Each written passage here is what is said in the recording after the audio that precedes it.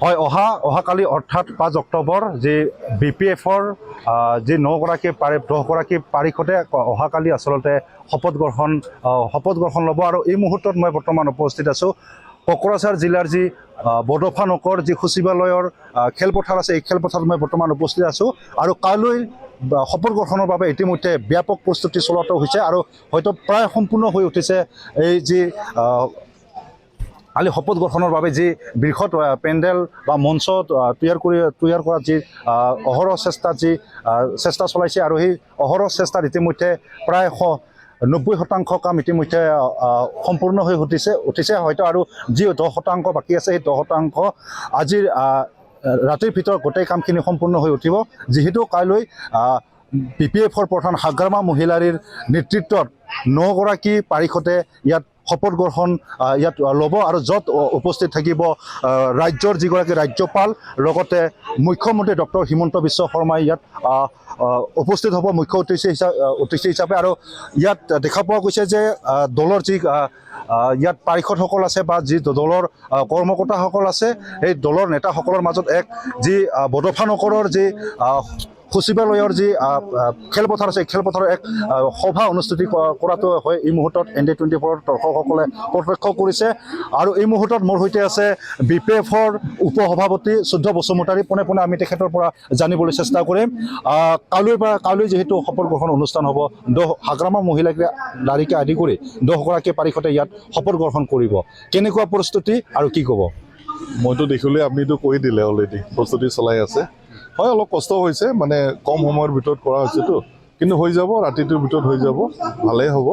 আৰু কালি যিসকল অতিথি আহিব লগা আছে আপুনি অলৰেডি অলপ কৈছে মই শুনিছোঁ গভৰ্ণৰ ছাৰৰ লগতে আকৌ আমাৰ মুখ্যমন্ত্ৰী আৰু তেখেতৰ লগতে কেবিনেট মন্ত্ৰীসকল আহিব আৰু ত্ৰিপুৰাৰ ৰজা তেখেত আহি আছে অলৰেডি মই খবৰ পাইছোঁ আৰু বিভিন্ন যিবিলাক কাউন্সিল আছে কাউন্সিলবিলাকৰ হেড চবকে মাতা হৈছে আহিছে কিছুমান আহি আছে আৰু বিভিন্ন দল সংগঠনৰ নেতৃবৰ্গক মাতা হৈছে ৰাতিপুৱা বিৰোধী পক্ষকো মাতা হৈছে ৰাতিপুৱা কি কাৰ্য আছে প্ৰথম কাৰ্যসূচী কি আৰু ৰাতিপুৱা গোটেই কাৰ্যসূচী কি আছে ফ্লৰেল ট্ৰিবিউটছ আছে আমাৰ বডফা উপেন্দ্ৰনাথ ব্ৰহ্মৰ যিটো মানে সমাধি তাতে দতমাত কৰা হ'ব তাৰপিছত ছেক্ৰেটাৰীৰ সন্মুখত যিটো আছে ইয়াতো কৰা হ'ব তাৰপিছত 11টা বজাত মেইন যিটো ফাংচন ৰাজ্যপাল মুখ্যমন্ত্ৰী ইয়াত অংশগ্ৰহণ কৰিব হয় ৰাজ্যপাল ছাৰ আজি সন্ধিয়া আহি পাব আৰু আমাৰ মুখ্যমন্ত্ৰী অহাকালি আহিব চিফ ছেক্ৰেটাৰী ইতিমধ্যে যিখিনি সচিবালয়ৰ যিখিনি চৌহদ ইতিমধ্যে 9কোণা ৰূপত সজাই পৰাই তোলা হৈছে দেখা পোৱা গৈছে কি ক'ব আৰু এই মুহূৰ্তত আপোনাৰ মনৰ অনুভৱ কেনেকুৱা হৈছে যিহেতু কালি শপত গ্ৰহণ ল'ব মই বুলি নহয় আটাই উৎফুল্লিত হৈছে 5 বছৰ আমি একদম মানে কি কয় এইটো মনে থাকিব লগা হৈছে 5 বছৰ আৰু 5 বছৰ যিটো মানে ঘটিলে সেইটো আমি সব চাই মিলি এতিয়া আমি যিহেতু পাৱাৰত আহিলোঁ এবছলুট মেণ্ডেট পাইছোঁ আমি 28গৰাকী আমাৰ MCLA ৰাইজৰ মুখত মানে বিৰাট এটা হাঁহি চবেই উৎফুল্লিত হৈছে কালি চাগে মানে বহুত গেডাৰিং হ'ব ইয়াতে কিমান হাজাৰৰ গেডাৰিং হ'ব একজেক্টলি কোৱাটো মুস্কিল হৈছে আমি যাক মাতিব লাগে আলহী হিচাপে মাতিছোঁ আৰু গাঁও অঞ্চলৰ পৰা আমাৰ পাৰ্টিৰ মানুহ বা সকলো ৰাইজ যেনেকুৱা ধৰণৰ সঁহাৰি দি আছে কালি যথেষ্ট হ'ব লাগে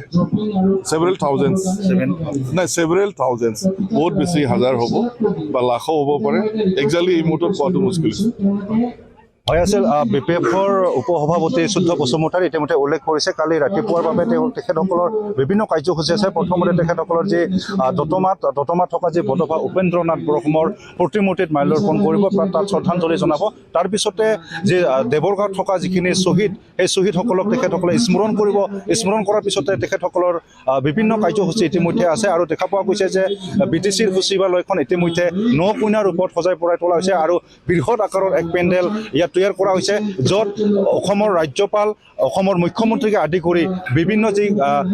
স্বায়ত্তশাসিত পৰিষদ আছে সেই পৰিষদৰ সকলৰ মুখ্য কাৰ্যবাহী সদস্যসকলক আমন্ত্ৰণ জনাইছে ইয়াত বিভিন্ন ছাত্ৰ সংগঠনৰ নেতা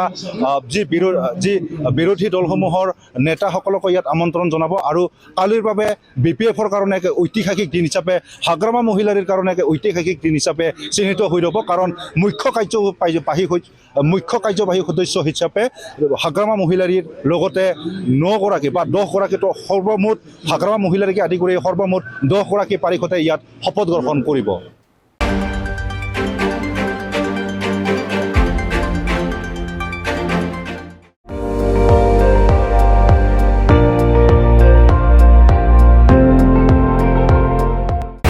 আপুনি চাই আছে ND24